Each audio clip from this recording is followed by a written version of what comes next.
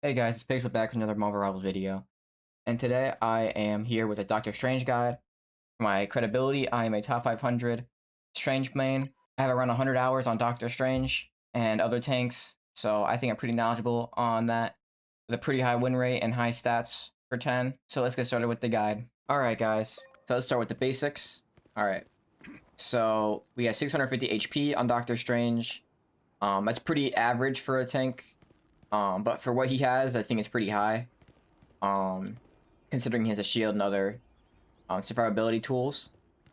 Let's start off with the ammo. He has 10 shots before he has to reload. Each shot has 5 projectiles, right? And it's like a shotgun. And I like to also mention that if you move your movement stick or your mouse, is going to change the trajectory. You see how it's split up? It's going to change the trajectory of how the shotgun is laid out. So you want to always make sure that you're not moving your thing while you're aiming. You know, you want to keep it, you know, somewhat straight and locked on, you know, and you just follow them, you know. If you start rotating and shooting, you're just gonna whiff everything. But I think it's a feature of the character rather than a like a flaw. His melee is a very unique melee. Very long range. It's about 3 meters. You can hit multiple targets. Let me see if I can pull them together. You can hit multiple targets with it. It's very easy to let me kill this guy real quick. But yeah, it's longer than most melees, and it's very good because you can cancel into everything. So if you get them together, see, it hits both of them. I think it's one of the best melees in the game. So it's very important that you use the melee, and we'll talk about the cancel later in the video. His shield has 1000 HP when you have the Invis team up, and it has 850 base. So if you just turn the team up, we have 850 base HP on the shield. The shield has no cooldown. You can spam it and just, right? You don't have to hold it up, you can just flicker it. Now with this shield, there is 60 seconds. 60 health per second regen on the shield. Alright, so we take it away. It's about 60 healing per second. On the left, you can see there. And when you regen, there's a delay of 1 second. So if you put up your shield, and then you take damage, and you go and you want to regen it, your shield, it's going to take 1 second for it to start the regen process. So keep that in mind when you are playing Doctor Strange. That's very important. Next is the cooldown when it's broken. When the shield gets broken, it has a 3-second cooldown where it regenerates health, and you have about like 200 to 300 shields when it comes back. So you don't want to like have it break. You'd rather just trade your health as a resource, which we'll talk about later as well. Next is the Cloak of Levitation. This ability, you can stay in the air for about 6-7 seconds. You can ascend and descend. Yeah, it's a 12-second cooldown, so it has a bit of a timer on it. But it gives him more mobility than a character like Magneto, right? You're able to get to these high grounds and off angles and stuff. And then additionally, you're able to cancel it to get momentum, which is really good on the character. And this is very important later on as well, when you start getting better at Doctor Strange, is mastering the flight, right? Because you can go in omnidirectional, you can go backwards, you can go forwards, left and right, up. I don't think it can go down, but can go everything up. Next is his AoE, the Maelstrom of Madness. This is his main damaging tool.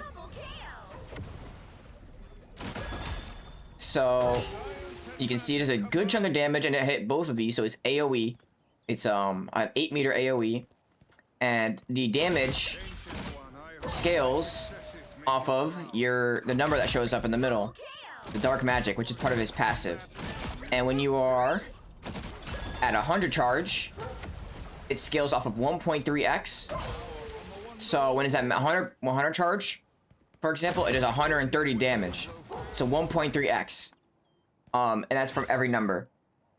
From 0 to 100, right? Or I guess I should say 1 to 100. It's also on a 6-second cooldown, so it's very low. Very low cooldown. Oh, actually, it's a 8-second cooldown on them. I didn't realize.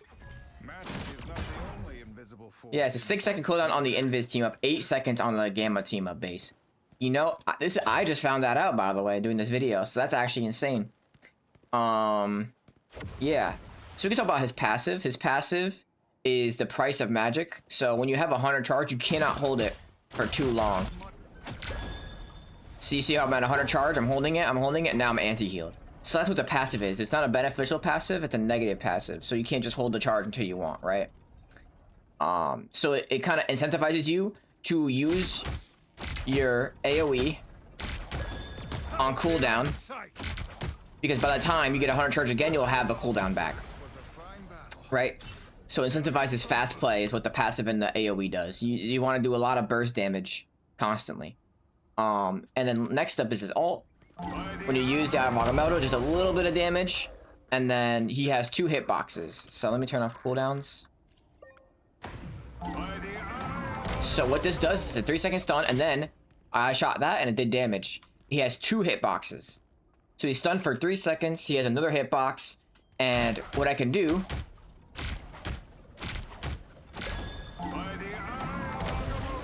is I can do my AoE and do double the damage. So my 130 damage turns into 260 damage. So that's how a lot of people can kill through, like they used to kill through support ults with the gamma charge, and we can still kill through some support ults if you have a fast enough rotation from your DPS. But yeah, it's very strong. It's a very strong ult. The problem comes from getting it off, right? And also, I like to mention, when you pop your ult and you jump, look how it's right there. So it's very easy for you to hit both targets at the same time. Both additional hitboxes. So when you use your ult, you want to jump. Let's talk about the team ups, right? So with Strange, you have 2 team ups, right? You have the Gamma team up, where in base you're getting faster charge, and you're getting rid of the passive. So now what you can do, right, is Kane's faster. You do the AoE. It has an 8-second cooldown on the AoE rather than 6-second. And you're not anti-healed. So if let me try to get back to 100 charge. You're gonna see I'm at 100 charge, and I'm not going to get anti-heal. So there's no anti-heal at all. It just decreases. Now with the enhanced version, it's a little bit better, and I recommend. I'll get through both of them before I say what I recommend, because I think they're both useful. There's a lot of use cases on the team ups for Doctor Strange, right? So let's get the Hulk in here. So if you have Strange and Hulk team up, what you can do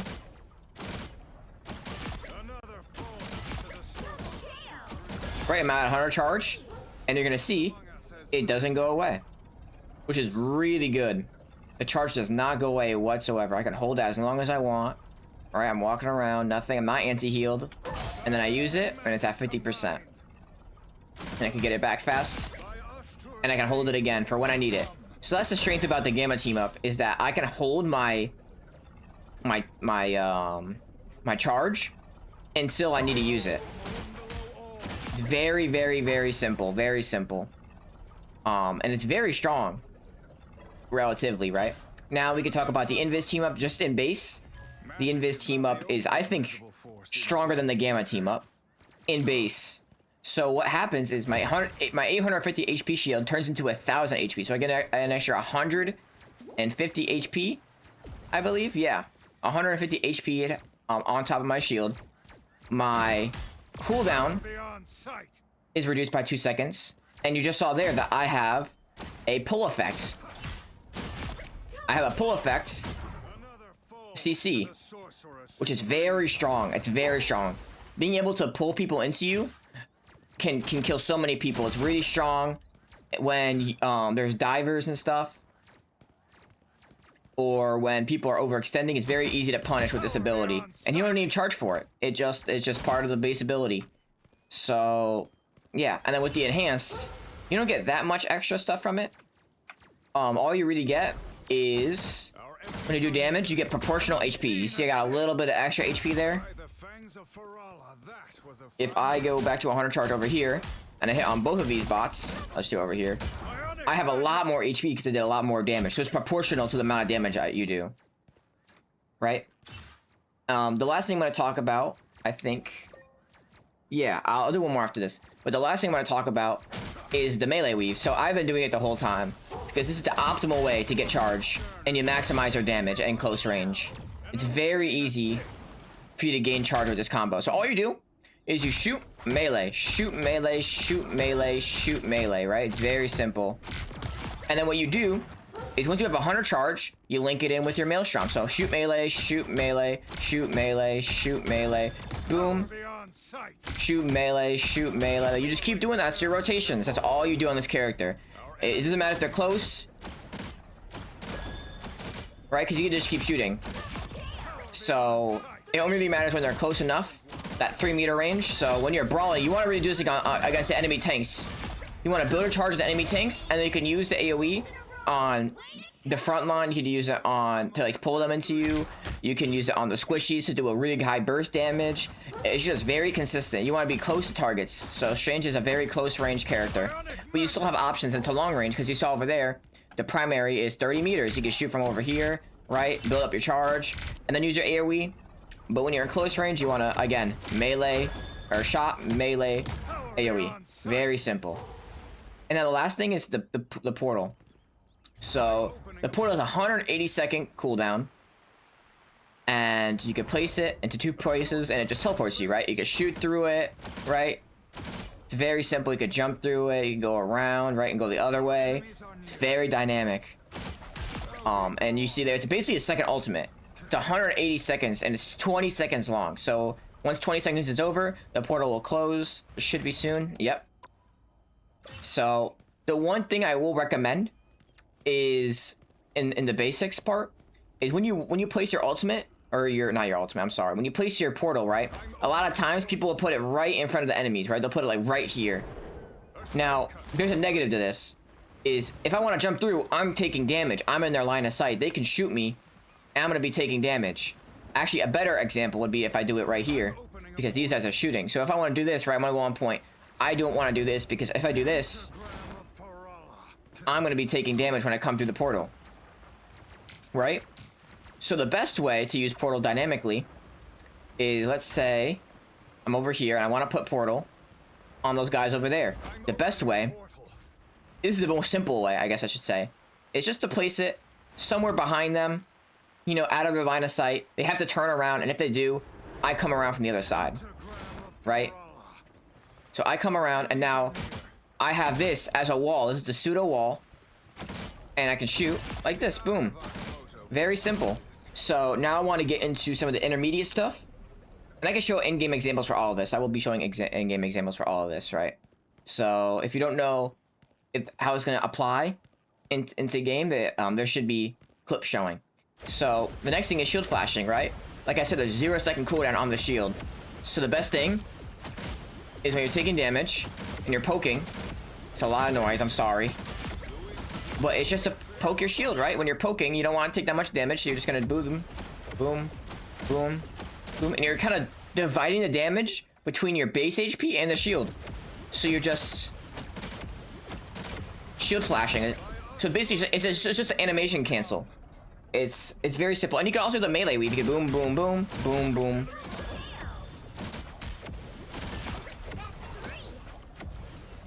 Yeah, so it's very simple, and I think it's a very important part if you want to get better at Doctor Strange.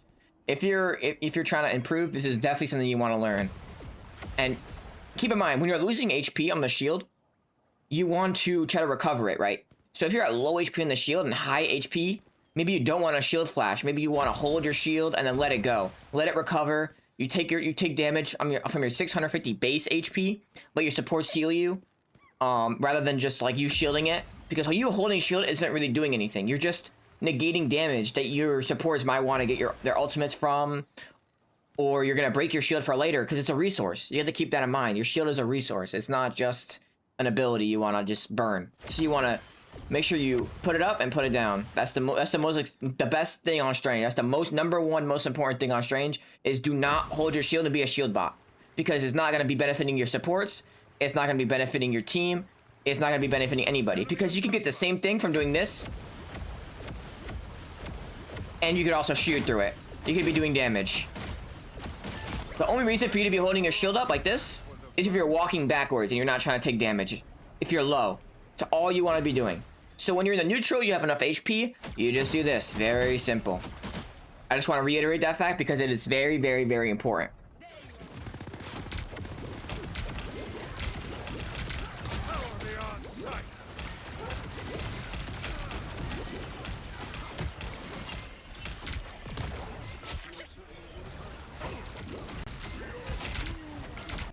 Next is the reload cancel. So I've probably been doing it.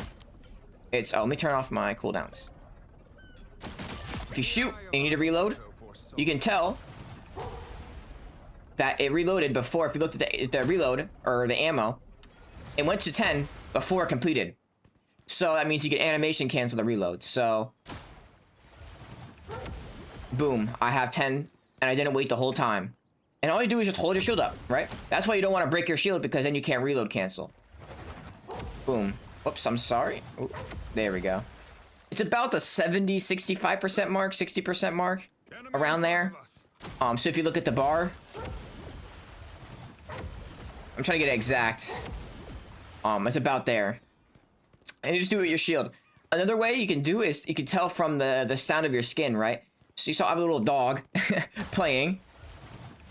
So when the dog barks in the finish barking, it's an indicator that, oh, I can reload. Certain skins have this. Like if I go to Doctor Strange, this skin, you hear the oh. That's an indicator that you can reload early. I think this skin also has it. Yeah, the little thing. So all of his skins have an indicator when you can reload. So yeah, that's another very important thing to learn in Doctor Strange. I don't think it makes or breaks the character, but it's very important when you're in the smoke phase that you get your ammo back fast versus here's the full animation. Like, you don't want to wait that whole, it's an extra 2 seconds. That's not, it's not good.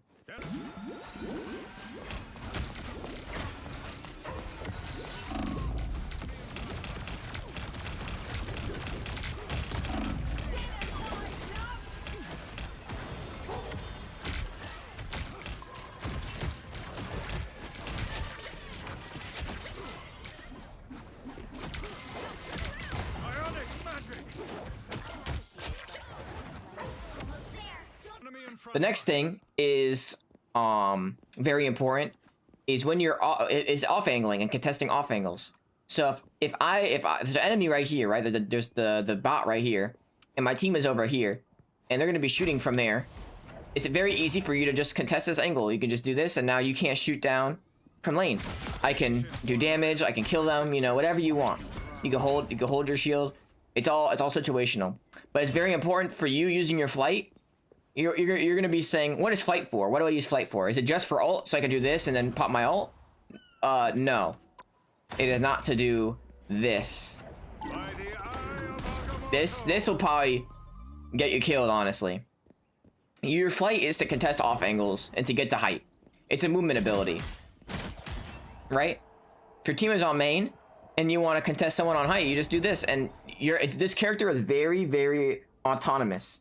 Because you have a 1000 HP or 850 HP shield, you have 650 HP, you have very high burst damage, and then you have this movement ability, which lets you get to places that you can't get on like Mag or like Emma, you know, like characters with like low mobility, you know.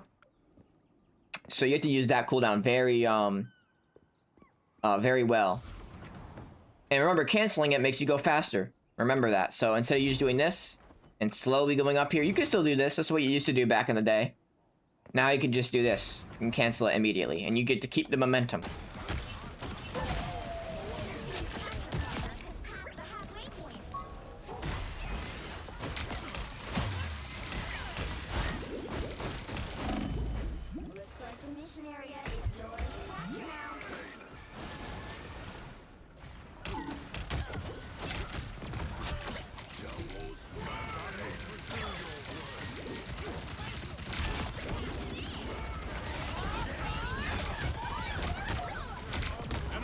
Next is the importance of one-man ults.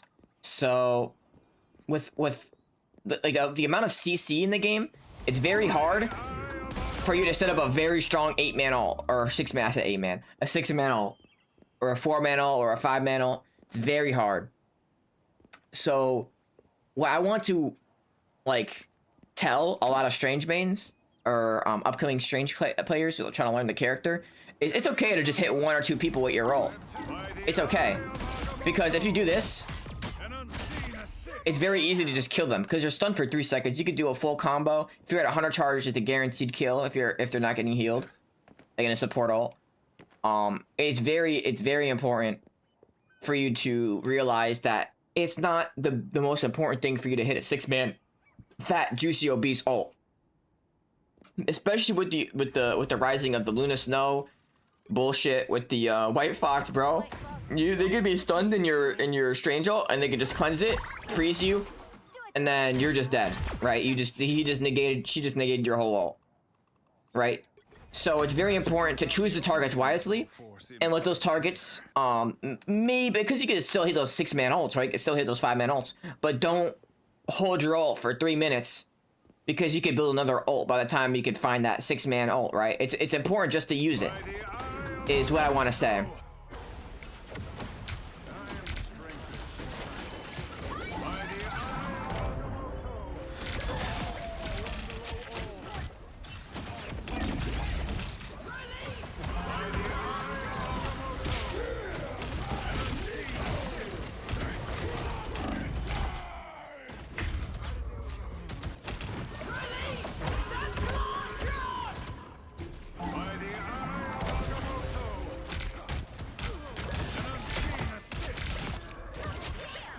Alright guys, so the next thing I want to talk about is using walls as a shield. You can do a lot with these walls in this game because if it's a third person perspective rather than first person like Overwatch. So you're able to see behind these walls very easily while they can't see you, right? And because this is a right side oriented game where you shoot from your right side most of the time, you can just peek like this and it's very safe.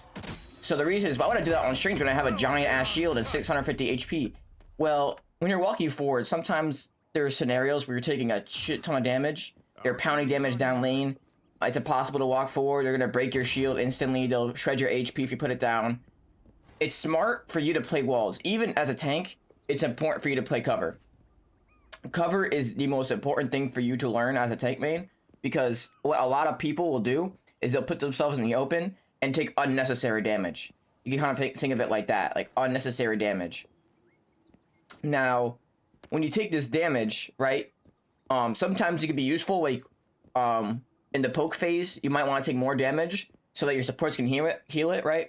But when you're trying to play your life, when you're playing your life and you're playing ranked and you don't, like, have, like, the most competent players on your team, just do this, bro. Use your walls. You can even flicker here. Like, you don't have to take as much damage as you need to. It's a very important thing to learn, is don't take as much damage getting to the points in the fight that you want to get to by just not using walls or cover, especially when they're so beneficial.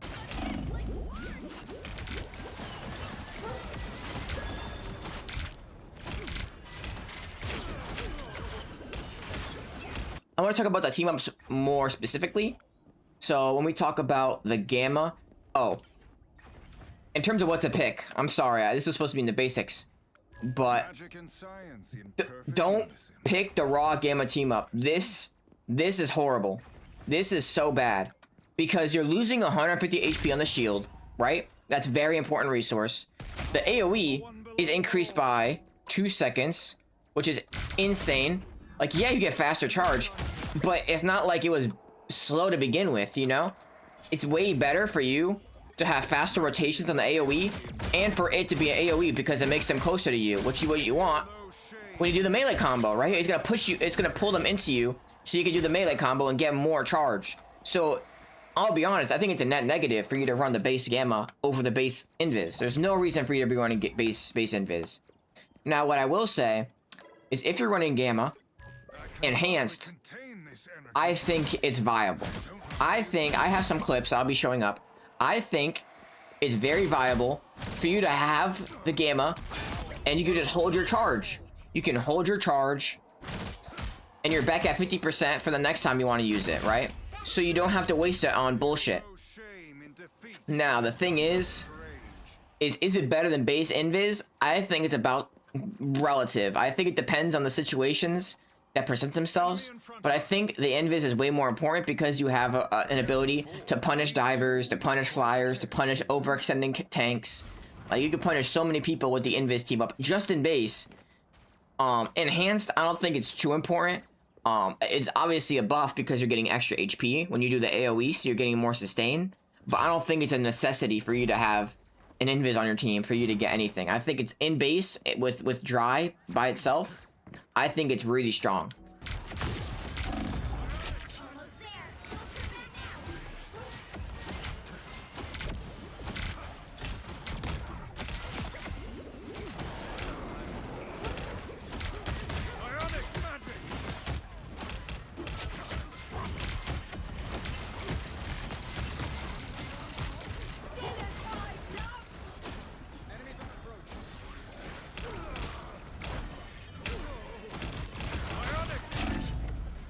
Tempo control. So I see a lot of Doctor Stranges in low elo and mid elo. They don't know how to pace their fights. They don't know how to pace the tempo and have it be fast or slow. They'll either like preemptively overextend and die, and they won't know why their team isn't following them, or vice versa, their entire team will die behind them. So how do you manage the tempo, and how do you manage your cooldowns and your abilities to fight tempo? The answer is honestly just look at where you are relative to the enemy tank. It's really hard when you're in low elo and you don't really understand the state of the game. But you just think of it like in a bird's eye view. If there's a tank or a DPS behind you, your DPS or your support or your other tank aren't going to walk forward with you. Or I think the easiest way to look at it also is, where are the enemy tanks? Where is their front line relative to you? So when that happens, the state of the game changes. When you are behind the enemy tanks, the tempo has increased very fast. What's tempo? The speed of the game, the pace of the game, the amount of actions that are happening within a set time. If things are in poke phase and things are just like, you know, people are just shooting their guns, they're not using their abilities, or they're trying to like creep forward into the back line, or they're just like they're just fighting in the front line, nothing's happening, right? That's just the base of the game. That's the neutral. That's the neutral tempo. Nothing's really like going on. It's slow. It's slow is what you can think about it. It's slow. Fast is like when a bunch of cooldowns are going off, a bunch of ultimates are going off. If you notice when that's happening, it's a brawl. It's things are on top of each other. People are behind the enemy front line. So the front line kind of just disintegrates and it becomes more of a brawl.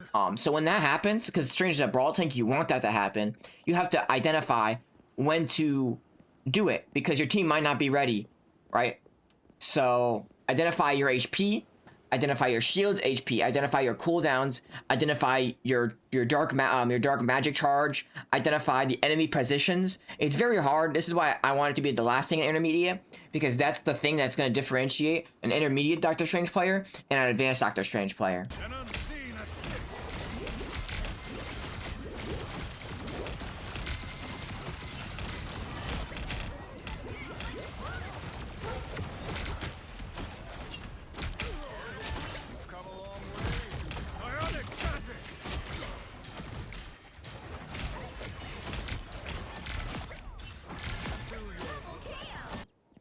Now, the next thing I like to talk about is the advanced guide. So we finally got to advance. A lot of people are probably in this range, I think. If not, they're at the end of intermediate. I feel like most players have picked up Doctor Strange, so they know how to play the character at a basic level. But I think it's very important to talk about the basics and the intermediate. So if you haven't watched the first two parts of the video, I think it's important for you to watch those because it's very important, the things that I talked about before. Now, these are more situational things, but they're very important situational things. That's why I think the advanced guide is more situational awareness. So the more you play the game, the better you're going to be at these advanced techs. So the first thing is the Maelstrom timing and management. So you saw that you can use the Maelstrom at like 45 charge, or like 55 charge, or 70-80% charge. You don't have to use it at 100% charge, because everything is at 1.3x, right? So what does that mean? That means all the damage that you have on the dark matter, like the number in the middle of your screen, the dark energy, the dark magic, 1.3x of that is going to be the damage in an AoE, in an area of effect. So when you do that, you don't have to have 100% charge. If everything is full HP, I think you want to hold for 100% charge, right? So this doesn't apply if everybody's like full HP or you're in the poke phase like I just talked about. When nothing is happening, you just want to hold 100% charge and use it to get damage, right? You don't want to use it into a shield either. That's another thing. You want to use it into people's HP so you can get more ult charge off of it. And you want to hit it as many people as possible as well to get more ult charge. So when you use Maelstrom and you're you're bursting a target, right? The target can be bursted at half HP without full charge. Or even if, especially when you're using the Invis team up, it doesn't matter if you're not at full charge because the CC effect is more important than the execute from the AoE.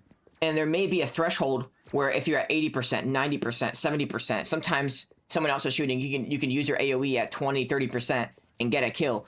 That's important because securing a kill and getting those final hits is more important than you just pumping damage with your 100% charge.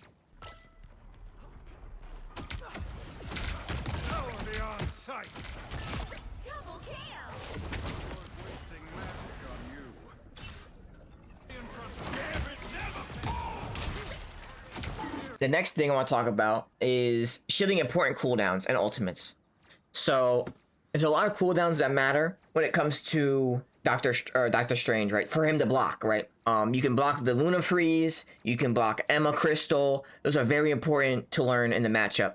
And the most important that a lot of people don't know is things that are on the ground you can block. For example, the Thing ult. The Thing ult you can block. All you have to do is look at the ground and shield it.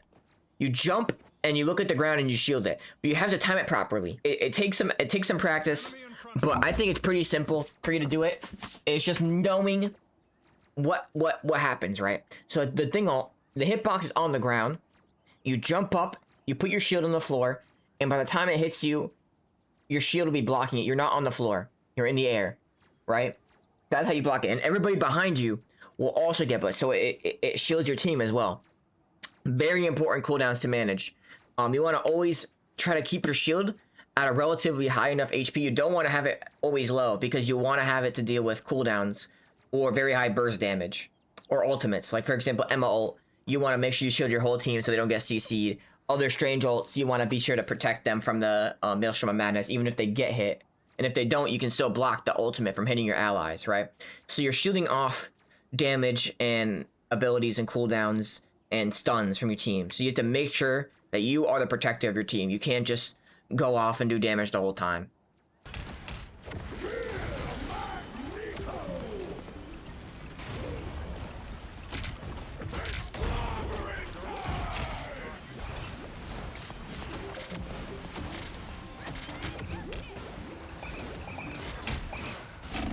The next thing I like to talk about is shielding off healing. Shielding off healing is very, very, very important on Doctor Strange in the tank matchup.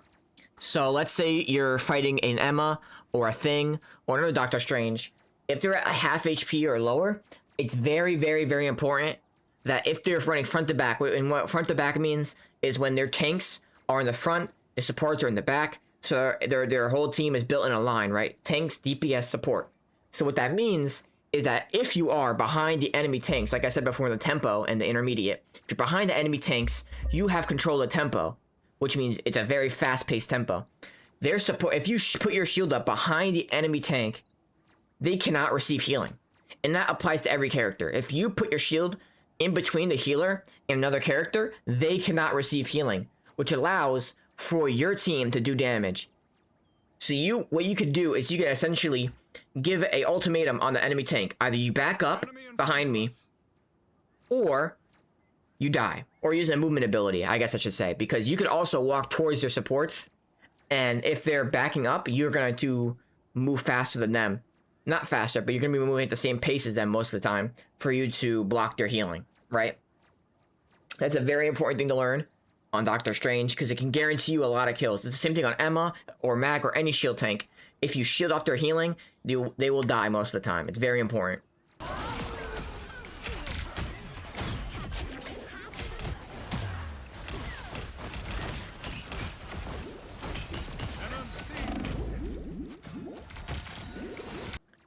Next is using your ultimate to counter enemy ults. Things like Luna ult, Invis ult, support ults, you know. When they're all grouped up together, they're all receiving healing.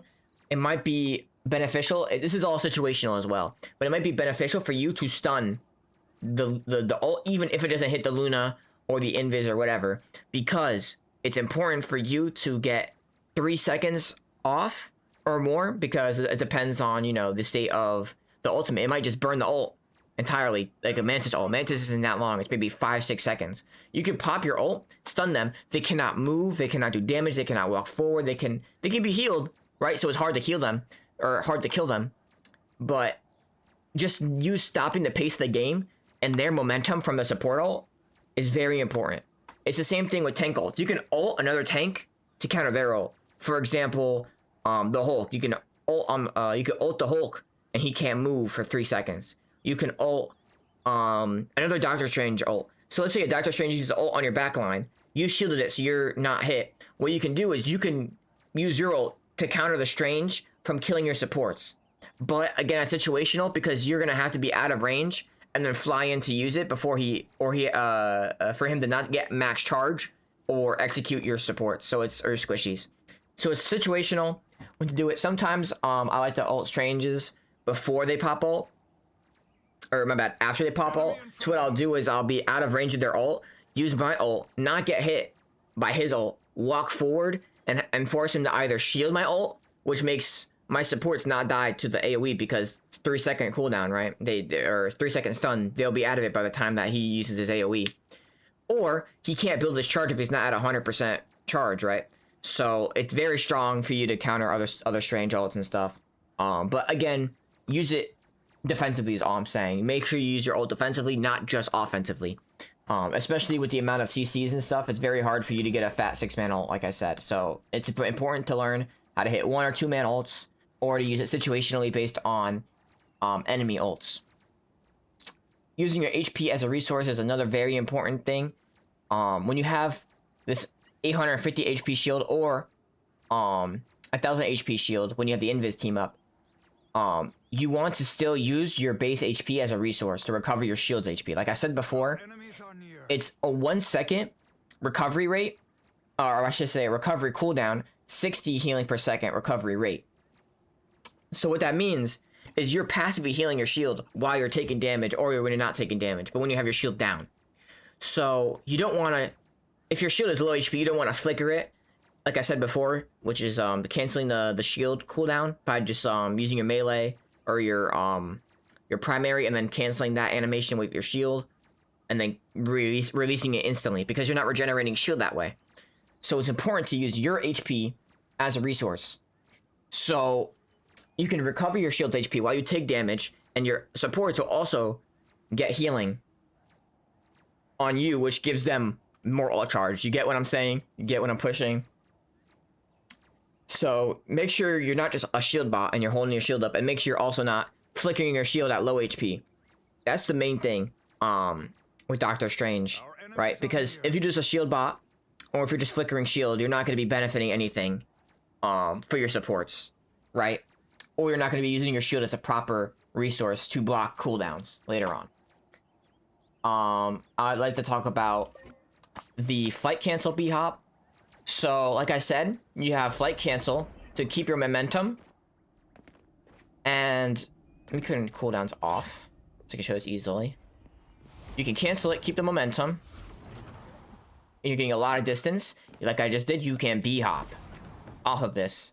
So if you're on mouse and keyboard, you can bind your scroll wheel to jump, and you can just scroll wheel after that when you cancel it, and you get the momentum. It's kind of hard sometimes because like I didn't do it there. You need to give enough momentum, like I did it there. You need to have enough speed for you to actually get a significant boost. This is gonna get one. Yeah, I'm gonna get one there. On roller, it's harder because you need to time it. You need to time your jumps. Like, it's really hard for you to do it, but once you get the timing down, you can do it. That's why I have it as advanced and not like intermediate, because on controller, as I am, I'm a controller tank player. It's very hard for you to get those B-hops, but I don't think you need to learn how to B-hop for it to be effective. You could just kind of disregard this, but I think it's going to be important for the higher ranks, because more, you know, like look how much space I just created. I was like over there. I was like 40 meters, 50 meters almost. It's very important to learn if you're trying to like dive with your team, or if you're trying to hit a really fat strange ult and they're like really far away. You can really just do this.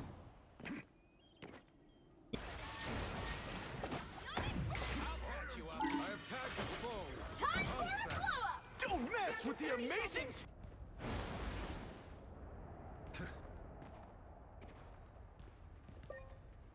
And the last thing I like to talk about in my guide is the portal tech.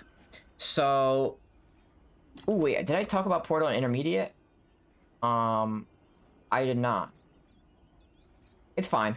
I don't think there was anything much to talk about besides just canceling off. Oh, there was. So, okay, there's two things I like to talk about. Sorry, I'm all over the place. I was supposed to talk about portaling before. I'll talk about it now.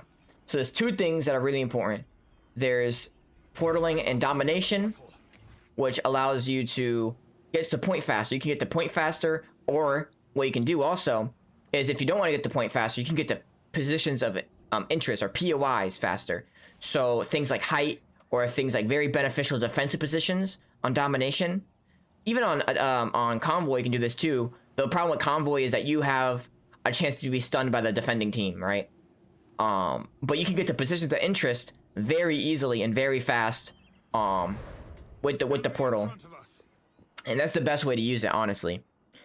I think if you're not just using it to retouch, it's like if you're using it at the beginning of a domination round, by the end of the domination round, if the round is close enough, you didn't get swept, you should have portal by that time, because it's only a 180-second cooldown.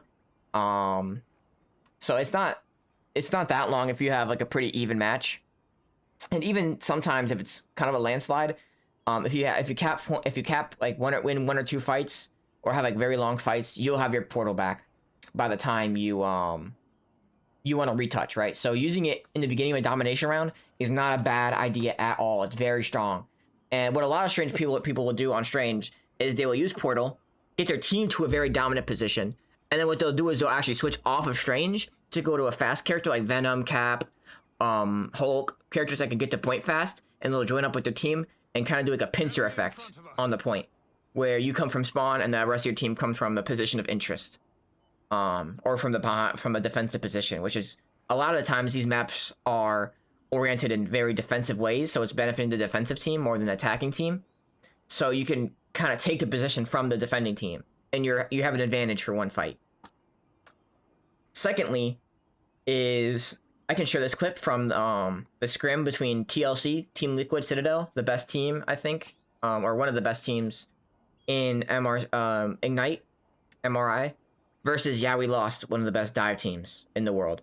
So what Vezwa does, which he's on Doctor Strange, is he looks for isolated targets, or not even isolated targets, but you could also just force a brawl.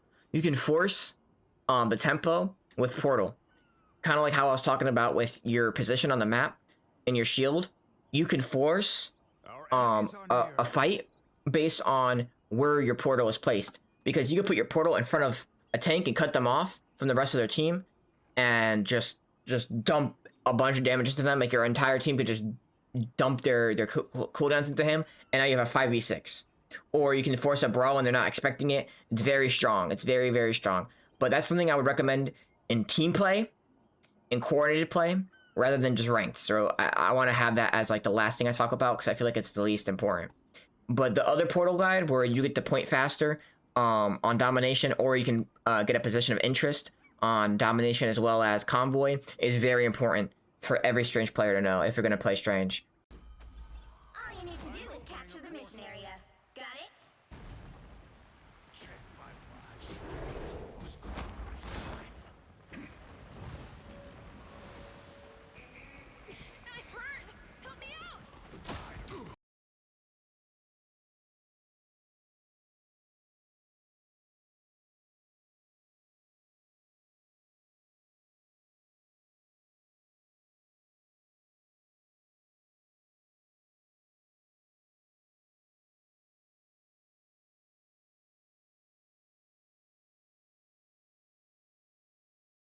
Yeah.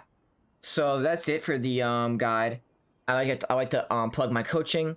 I have coaching services on Fiverr and Medify. I just started them, so it's a paid service. I like to have a promo code in the description. So if you watch this video and you're very interested in coaching by me, I'm glad to help. I'm gonna do a free 30-minute coaching session where we talk about very specific things that you need me to talk about. It doesn't matter if you play Doctor Strange. It doesn't matter if you play another tank or whatever, or even a different role, DPS or support. It doesn't matter. If we could talk about fundamentals, we could talk about your role, the characters.